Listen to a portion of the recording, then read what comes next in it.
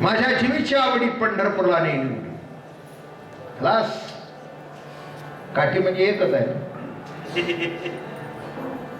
काठी म्हणजे काय झालं? अस्तित्व. अस्तित्व. अस्तित्व रूपी झेंडा हातात घेतला आणि जीवन पालट केलं. जीवनामध्ये गोडी उत्पन्न झाली. विरहिणी गाऊ लागले. योगी कधी विरहिणी गातो?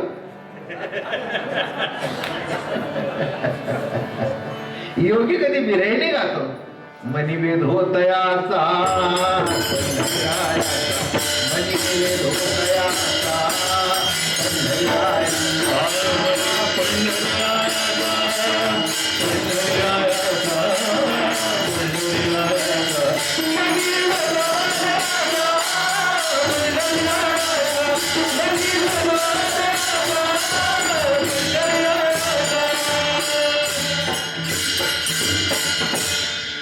आता ज्ञानच देव म्हटल्यानंतर कोणाचा वेद असण्याची गरज काय? ज्ञानदेव हे परिपूर्णता आहे. वेद असण्याचं गरज काय? वेधले हो मन तयाची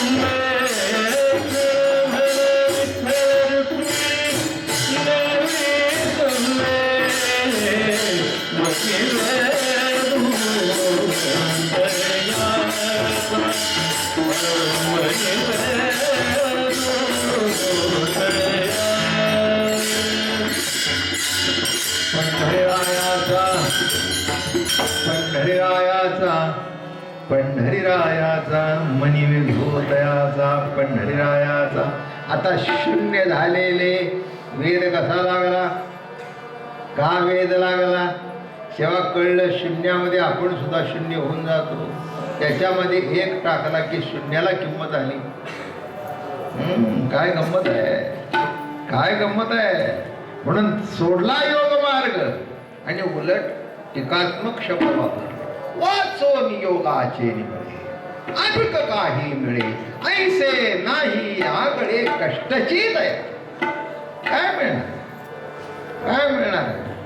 ते म्हणाला जगभर योग चाललाय, तो रामदेव बाबाचा योग निराळा. That is a exercise, not yog. Effortless exercise means yoga. आणि विथ एफर्ट इज एक्सरसाइज. ज्याच्यातून घाम गळतो त्याला एक्सरसाइज मिळाला. आणि घाम न गळता जी प्रक्रिया केली जाते त्याला योग. शेंबूड गळे, घाम नाही. नीट सांगायला पाहिजे. तुम्हाला नाही कळलं तर मला सांगायची. अहो मला हार्टचा ट्रबल झाला, मी सामान्य करतोय माहिती.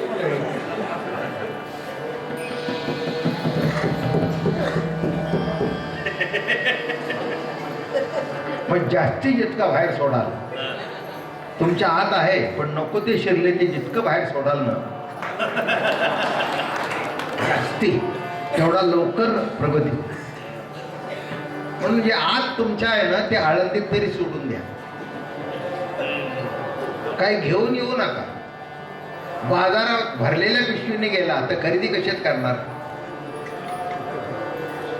त्याला एक दृष्टांत सांग. आता काय कसा तरी टाइम भरून काढायचा. काय टाइम भरूनच काढलेला नाही, टाइम सगळा भरून मला पाठवला. भरून पाठवलं सगळं, कशाची काही कमतरता नाही. महाराजांचा केवढा आशीर्वाद आहे. हो, सोडून द्या शब्द, सोडून द्या माझं गाणं, सोडून द्या माझा आवाज. हे केवढे मायबाप असतात. एक मनुष्य एका चिनी शिष्या गुरुजवळ गेला.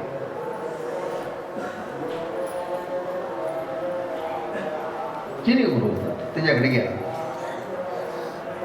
गेल्यानंतर नमस्कार नमस्कार, ठीक आहे, त्यांच्या पद्धतीने नमस्कार झाला. मग प्रश्नाची यादी ठेवली. तमका प्रश्न, तमका प्रश्न, तमका प्रश्न, तमका प्रश्न, तमका प्रश्न. गुरु म्हणाले जरा बस. चीनमध्ये चहा सुंदर होतो. म्हणजे जरा बस, मी चहा करतो आणि मग मलाही बोलायला फुरसत होईल, जर ताकद येईल तुझ्याशी, कारण यादी भरपूर मोठी आहे. मला यादी वाचायलाच 15 मिनिटं जातील आणि त्याची उत्तर द्यायला किती जातात कुणाला माहीत. तर मला जर चहा पिते, तुलाही पाचतो आणि मी पितो. मग त्यांनी कप अँड सॉसर आणली, म्हणजे कप आणि बशी.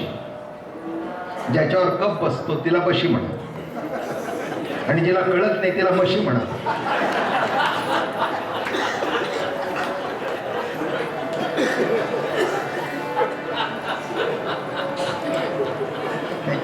मला कळलं ते सांगितलं. म्हणून परमार्थात काही मशीना तोटा नाही आणि रेड्या नाही. किती सांगा काही फरकच नाही. जाऊ द्या, एकादशी आहे. शेवटी त्यांनी ती किटली आणली, कॅटल इंग्रजीमध्ये कॅटल म्हणतात, आणि तर खाली कप बशी, वर कप. कप भरला, बशी भरली आणि बशी भरून त्या टेबलावर पाहू लागली.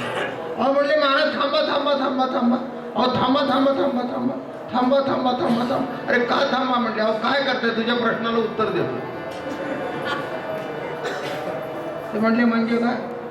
अरे तुझं इतकं भरलेलं आहे की खाली सांडतंय, आता माझा चहा कुठे राहायचा?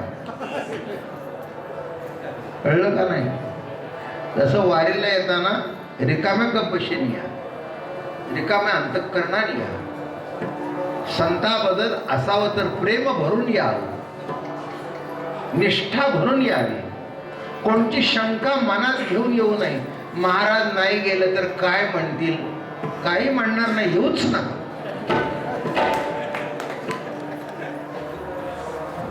काय महाराजाच्या घरात लग्न आहे, जे होतं ते झालं. 2 पंथ्यात आनंदाचा आहे, समाधान. आता काय कोणाचं लग्न व्हायचं? माझं झालेलं आहे आणि झालेलं आहे म्हणून ही सगळी पिलावळ आहे.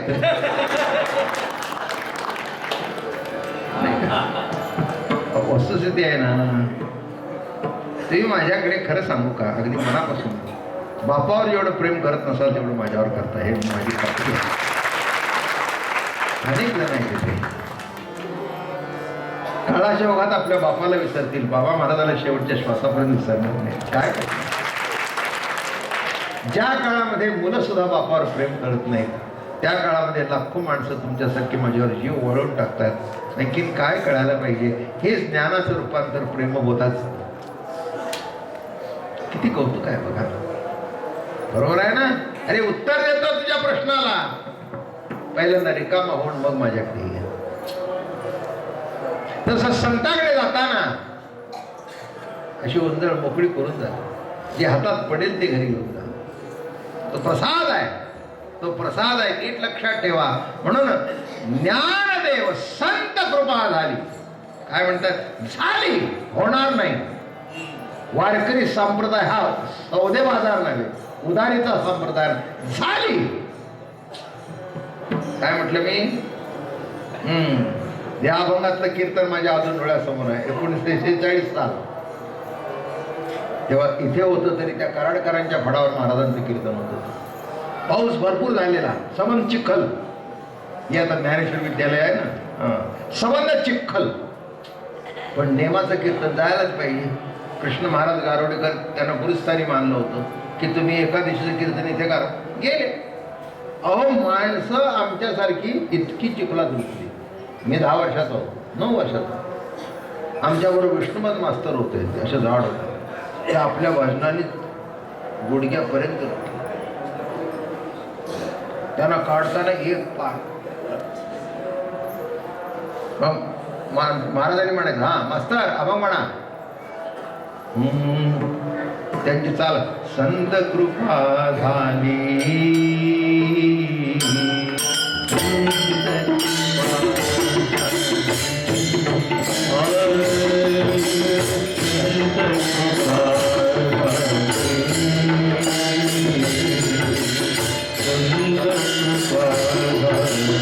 पुढे काय मास्तर म्हणा, झाली झाली झाली, काय होणार नाही, झाली. पुढे काय म्हणले माहितीये का, उडी मारा. आता शरीर असतं चिखलात रुतलेले, उडी कशी मारा, पण ते असं करून का होईना पण उडी मारा. कळलं का तुम्हाला? नीट लक्षात घ्या. झाली समजा तेव्हा उडी येईल, नाही तर पडी येईल. पडिये होण्यापेक्षा पडिये वाहन आवडतं, व्हा ना. हा, संत कृपा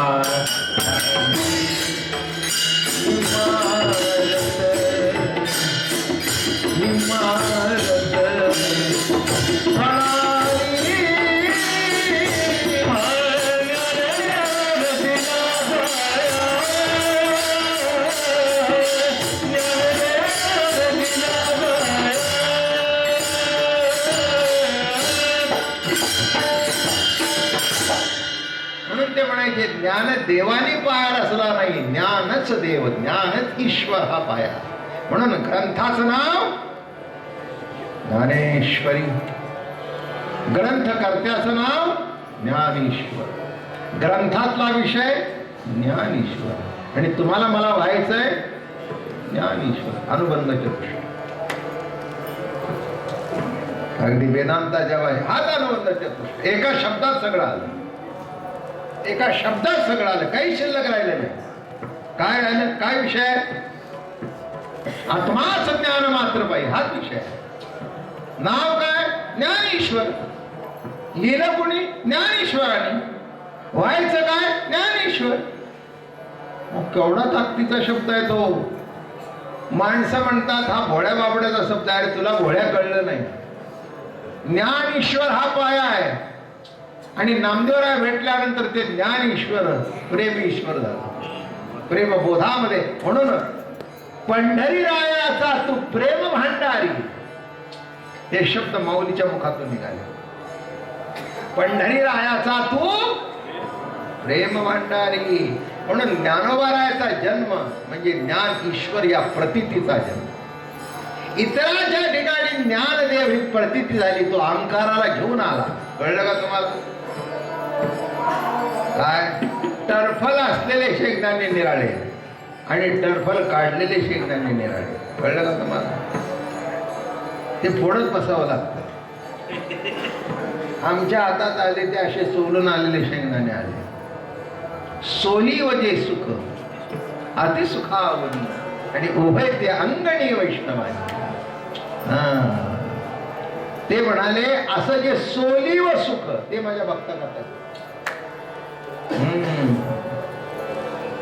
ते म्हणाले बाकी सुख सगळ्याकडे पण सोलीव माझं म्हणणं कळलं. सोलून काढलेलं, सोलून काढलेलं. काही त्याच्यावर कुठेही कशाचाही आवरण नको. आवरण शब्द वेदांतात आहे. आवरण, अध्यास, आरोप नाही नाही. हे काय आहे? नको ते काढलं. नको एक सांगू का? पुढचं जात बोलताना स्टेप बाय स्टेप बोलावं. आहे ते आलं ना की नको ते जाते.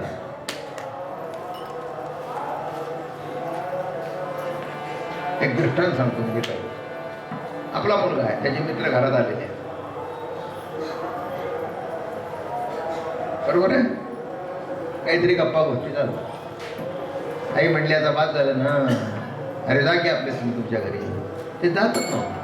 पण बापाने एंट्री केली ना की त्याला जा म्हणायची पाळी चालते. पटकन पडले. बापाची एंट्री झाली की ते गेले. ते काय कोण आलं नाही, आत्ता झाले होते, पुस्तक पाहिजे. माझं म्हणणं कळलं ना? पाहिजे ते आलं की नको ते जातं. म्हणून पाहिजे ते आणण्याची खटपट करा, नको ते घालवण्याची प्रयत्न करू नका. नको ते घालवण्याचा प्रयत्न करणं म्हणजे वैराग्याच्या मागे लागणं. आणि जे आहे ते आणणं हा भक्तीचा भाग आहे. ते आलं की आपोआप गेलं. प्रेम आलं की आपोआप गेलं. एक सांगू का, प्रेम आलं की दोष दिसतच नाही. दोष केव्हा दिसतात? जेव्हा प्रेम नसतं तेव्हा. आणि प्रेम आल्यानंतर दोष दिसतच नाही. म्हणून म्हणतात love is blind. What do you mean by love is blind? Love can see anything, but it doesn't see anything because it is love. असं आहे का? आपला मुलगा चुकल्यावर आपल्याला त्याची चूक लक्षात येत नाही का? पण लक्षात येऊन कानाडोळं करणं नवे लव्ह इज ब्लाइंड. लव आंधळा आहे असं म्हणू नका, चुकीचे इंटरप्रिटेशन करताय. काय चिन्मय महाराजावर अत्यंत जीव आहे, एकुलता एक असतं कारण. पण तो चुकतो तेव्हा दिसत नाही असं म्हणता. तरी पण दिसलं तरी असो आपला आहे.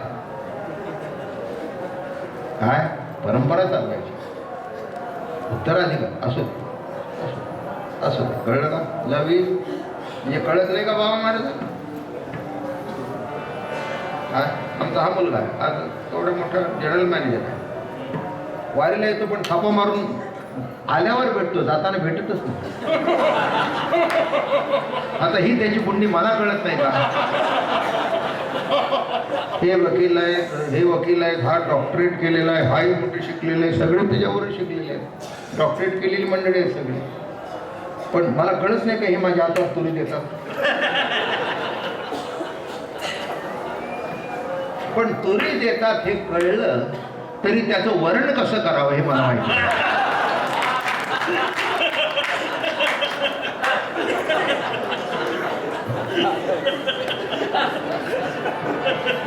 त्यामुळे मुद्दाम 2 दिवसांनी फोन करतो, वेळेवर पोचलास का घरी?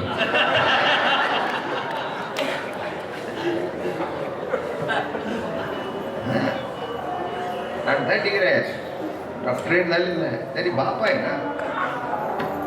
माझं म्हणणं कळलं का? चूक कळत नाही का? लक्षात येत नाही का? पण लक्षात येऊन सुद्धा बाजूला करणं हे प्रेमाचं लक्षण. That means love is blind. Not blind to faults. Not blind to faults. Love is blind, not blind to faults. Chinmay Maharaj ते काय चुकतात माझ्या लक्षात येत नाही, त्या नाही कळत. काय आपलं आपल्यावर प्रेम आहे, आपल्यालाही कळतंय की आपण काय चुकतो. मी एक महत्वाचा मुद्दा सांगू का? आपण काय चुकतं हे कळायला लागेल ना, त्या दिवशी तुमचा परमार्थ सुटतो.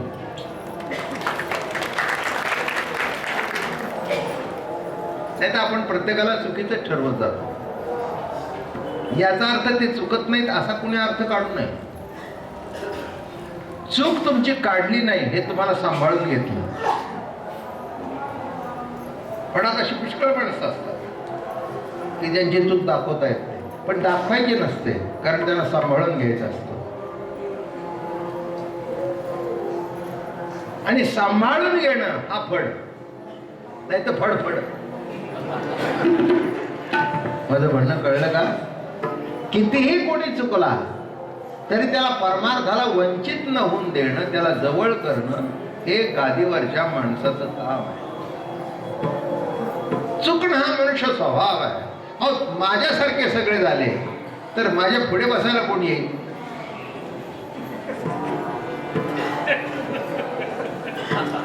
कोणीच येणार नाही, कोणीच येणार नाही. पुढे बसायला कोणीच पाहिजे असेल ना तरी आहे त्या चुका समजून घ्या, त्यांना कीर्तनातून समजून द्या.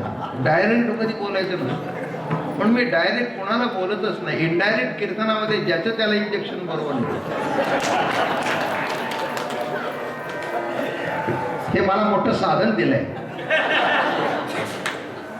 मग बोलायचंच नसतं, बोलायची गरजच नाही, उलट विचारायचं कसं काय, बरं दिवस आला नाही, तब्येत बरी आहे ना.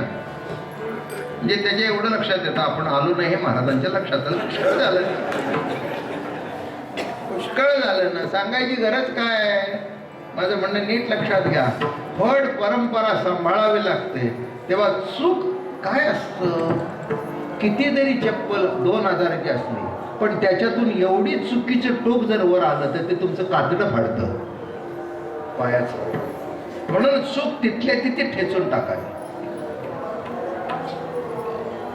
माझं म्हणणं कळलं का? चूक एवढी जरी आली वर, एवढी तरी आपल्याला कळत नाही, पण ते रक्त दिसतं आणि चूक वर आली. पण साधू संतांनी काय करावं, चुका येतील त्या संपून टाकाव्या, नाही तर खिळा तरी उपटून काढावं. कळलं का? सध्या सोय आहे खिळेच्या ऐवजी हे लावलं, फेविकॉल, नाही का? म्हणजे फेवरिझम. फेविकॉल म्हणजे काय? त्याला फेवर करा, त्याच्या चुकावर पांघरून घाला आणि त्याला तुमच्याशी चिकटून घ्या. खिळे जरी मारले तरी फटे राहतात, पण फेविकॉल इथून तिथून चिकटून जातं. बरोबर आहे ना? गुलाबराव मान हलवतात. हा परमार्थाचा भाग आहे. परमार्थ सांभाळायचा असेल तर पहिल्यांदा प्रेम सांभाळावं. गुरुनी सांभाळावं, शिष्याने सांभाळावं. दादा महाराजांनी ते सांभाळलं 150 वर्ष. आमच्याकडून सेवा आता 83 आलो. झालं का लक्षात? 83 वर्ष आयुष्य. जन्माला आलो ते सेवा करतच आलो. जन्माला 83 वर्ष चालू आहे. कीर्तनाला 73 वर्ष झाली. 73 वर्ष कीर्तन करतो. पहिलं कीर्तन त्यांच्या समोरच केलं. मार्गशीर्ष शुद्ध एकादशीला देह ठेवला, त्यांना आळंदीला आणलं, त्रयोदशीला समाधी झाली आणि पहिलं कीर्तन त्यांच्या पुढे उभं घेऊन केलं आणि तिथून सुरुवात झाली. इतकं प्रेम होतं माझ्यावर, माझ्या आज्याचं. कालच त्यांना सांगितलं आणि त्यांना परिचिती दाखवली. काल महाराजही होते. म्हटलं, दादा महाराज म्हणायचे, अरे सगळ्यांनी तास तास प्रवचन करू दे, माझ्या बाबांनी एक गोवी म्हणू दे. माणसाच्या डोळ्यात धार लागली. एक गोवी म्हणू दे. माझं म्हणणं कळलं का? बाबा महाराज काही नाही, खऱ्या अर्थाने शून्य आहे, पण त्याच्या मागचा एक दादा महाराज आहे आणि माझ्या मागचा नाही, तुमच्याही मागचा एक दादा. तर आपण सबंध त्या दादा महाराजांच्या चरणावर आयुष्य वाहिलेलं. कोण बाबा महाराज, कोण कोणाला विचारतो? ज्यांच्याकरता इस्टिटी करून ठेवल्या, नावावर केल्या, ते सुद्धा विचारत नाहीत. मग कोण कोणाला विचारतो? आणि तुम्ही केवळ बाबा महाराजाला भेटण्याकरता, कीर्तन ऐकण्याकरता. काही काही माणसं म्हणतात कीर्तन ऐकण्याकरता नाही, तुम्हाला बघण्याकरता आलो. मी मोठेपणा सांगत नाही. हे म्हटलं कीर्तन कळलं का? म्हटलं लांब होतं, ऐकू आलं नाही, पण तुम्हाला बघितलं बरं वाटलं. हे म्हटलं देवा काय भाग्य. हे बाबा महाराजांचं भाग्य नाही, सद्गुरूची कृपा आहे. श्री गुरु सारिखा असता पाठीराखा, इतराची लेखा कोण करी. माझं पाप राशी काय थोरपण, पायीची वाण पायी वरी. माझं पाप राशी काय थोरपण. काय थोरपण आहे बाबा महाराज. बाबा महाराज विकारात आहे, चुकतो बाबा महाराज. इथून पुढे चुकेल, सांगता येत नाही. कोणी मिजास मारून नाही, मी चुकलो नाही. कोणी मिजास मारून नाही, मी चुकणार नाही. जीव आहे, चुकणारच, पण सांभाळून घेणारे मायबाप असल्यानंतर काळजी करायचं काही कारण नाही. मागील परिहार पुढे नाही शीन, झाली दर्शन एक वेळा. म्हणून असा अभंग संत कृपा झाली.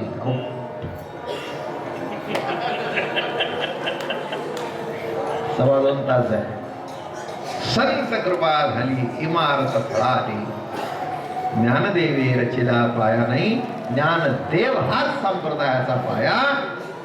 विस्तार नामाने केला, आधार एकाने दिला आणि कळस उभारायला.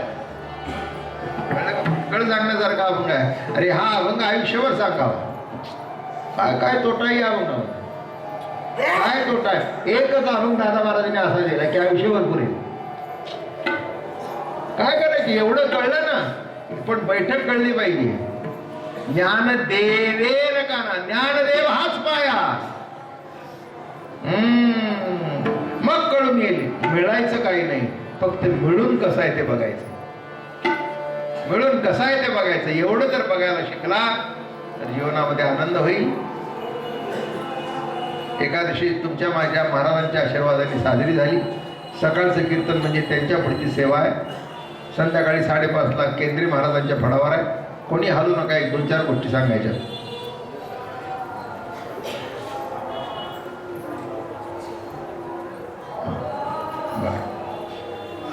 आज संध्याकाळी केंद्रीय महाराजांच्या फडावर प्रवचन आहे किती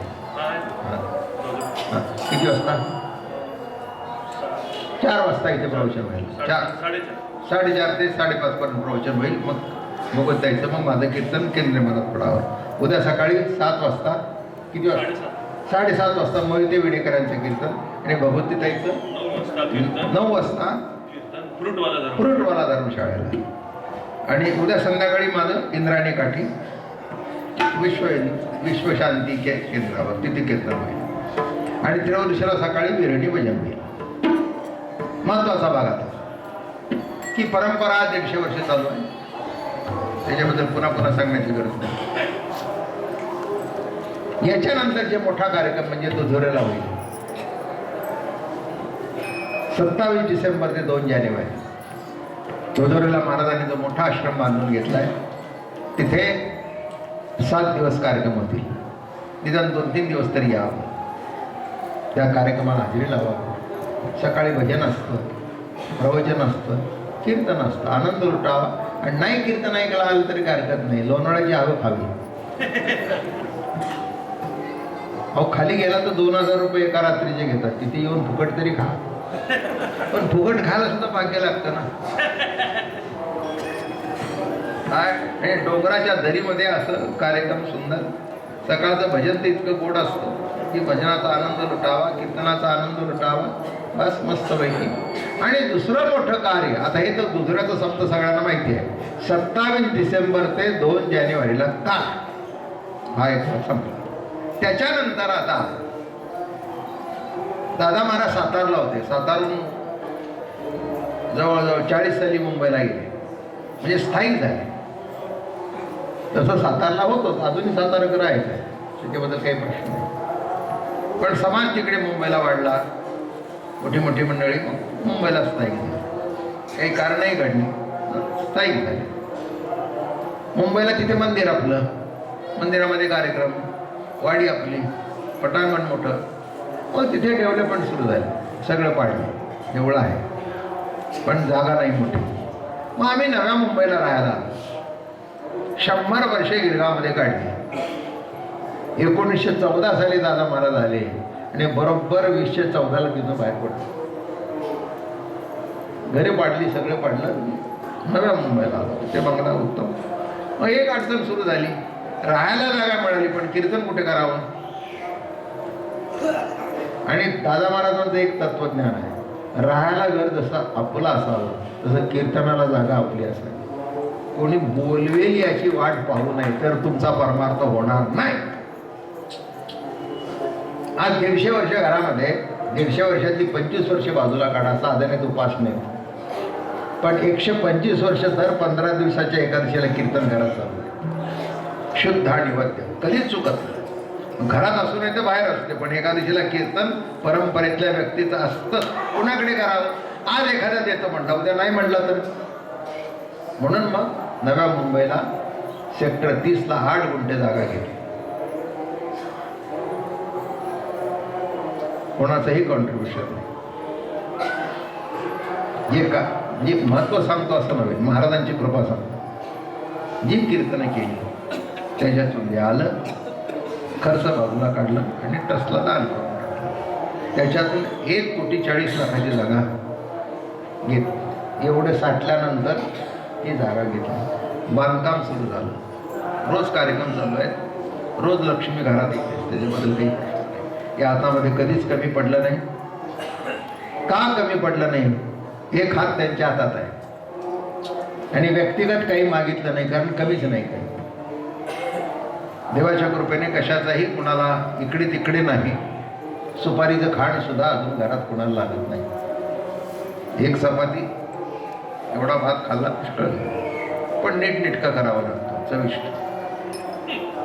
मी जरी कबूल केलं की तुमचं खातो तर ती म्हणते नको. ती म्हणते मीठ कमी आहे. ती म्हणते जास्त कमी आहे. मग काही वेळेला माणसानं वाटतं स्वयंपाक करणारा महाराज चुका काढतात. आमच्या मुलीलाही तसंच वाटतं. आमच्या सुनेलाही तसंच वाटतं.